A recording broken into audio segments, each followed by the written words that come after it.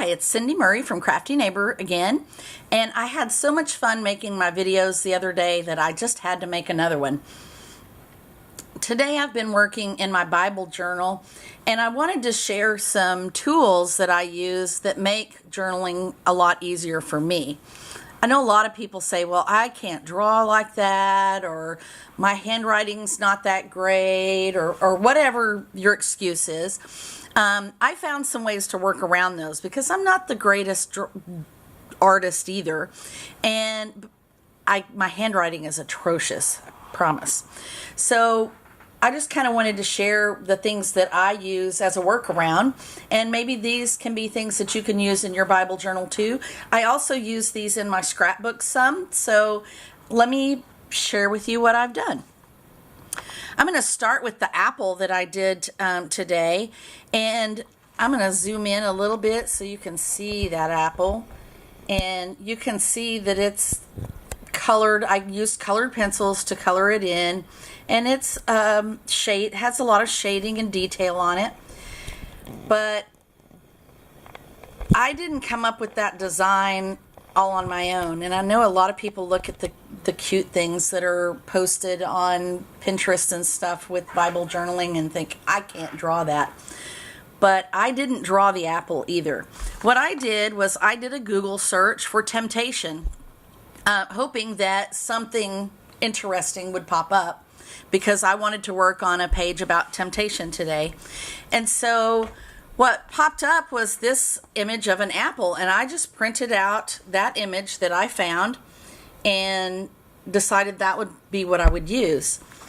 And what I did after I printed it out, I just cut it down to a size that was a little more manageable, and I used a piece of graphite paper, which looks like this, and you can buy like a whole sheet of this at an art store for like $1. I bought one that's like 12 by 18, I think, for 87 cents or something like that at Azel Art. I don't know if you have those where you are, but it's just a little art store, and I cut it up into pieces that I thought would be usable. This one is approximately the size of that I might use in my Bible journal, and I just carry it around with my Bible journal supplies.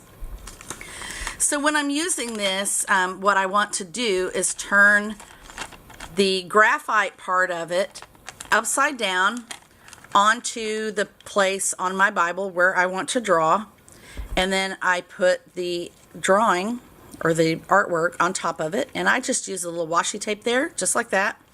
And I used a pencil to trace around all of the lines very lightly, but just enough that I could see them to color in.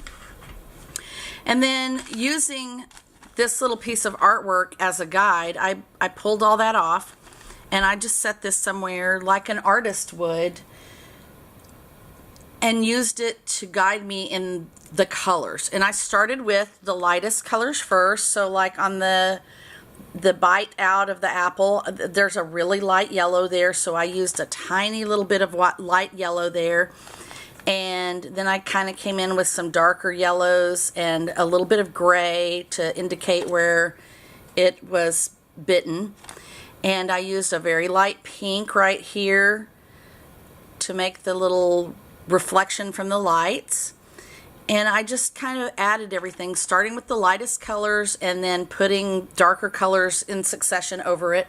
And I used a blending pencil to kind of blend it all together. So you could use this with crayons, you could do it with watercolors or any other kind of paint.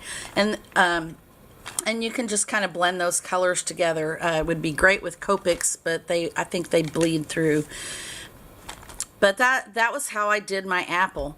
And as you can see, I think it turned out really well. And I am not an artist. I can't draw. And all of my inspiration for the coloring and the shading and all that came directly from this picture.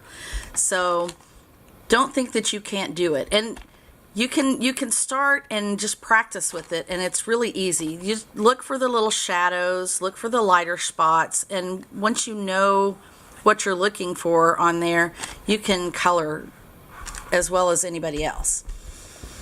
Another thing that people have problems with is their handwriting. My handwriting looks like a 5-year-old did it, and it's never going to change. I've tried and tried and tried to make pretty letters, and it just doesn't work. So for me, stamping, stickers, things like that are the way to go with my scrapbooks and my journaling and stuff. So I'll just take you through the different lettering that I did here. This was a little series of stickers that I had. This was handwritten. That's about as good as my handwriting gets. And I kind of had some boo-boos in there, so I had to go back and redo it. These are die-cut letters that I had. I didn't have any stickers that were the right color and the right size that I wanted, so I just die-cut some and stuck those in. This is a set of letter stickers that I bought a while back just for this very purpose. I have an assortment of different letters and fonts that I use sometimes. I'm going to skip that one for the moment, and I'm going to go to Temptation, which is another set of stickers that I used because I didn't have a stamp set that was small enough to put on there to spell that word out right in black. And so then the other part that I had was the from, and I looked at my stickers and I wasn't really happy with what I had, but I was thinking about leading me away from temptation. And the other day, I think I showed you this great little devotional from Illustrated Faith, and it's called, what is it called again? I can't remember what it's called. Sorry. Oh, A Heart That Receives. And so it had a little arrow in it. And so I just stamped the arrow on there, used a white pen, and gave it some accents. And that was how I did my lettering. The other thing that I had that I did is I used a label maker to make my little tab at the front of the page, or the top of the page, and I'll show you that in close-up. Isn't that cute? This is a new label maker that I bought, and I started out with a Dymo label maker like this, and I dropped it and it didn't work. And I also didn't like it because the letters were not in keyboard order, they were just alpha order, and so it made it hard to search for letters for me who's used to typing. So I bought this one, and I loved it. It was great. It did a couple of different styles and some fun things, but I dropped it and it quit working right. So I had to go buy a new one, and that one was a Brother. And so I went back and bought another Brother, and it uses the same tapes, which I already had some, so that was great. And this one does a lot of different things, including some different fonts, and then like I showed you on the label, it does some little underlining kind of things that I thought was kind of neat. So that's how I do some of my lettering in my Bible journal, and I also use those in my scrapbooks, and hopefully you can use those to overcome some of your printing problems as well.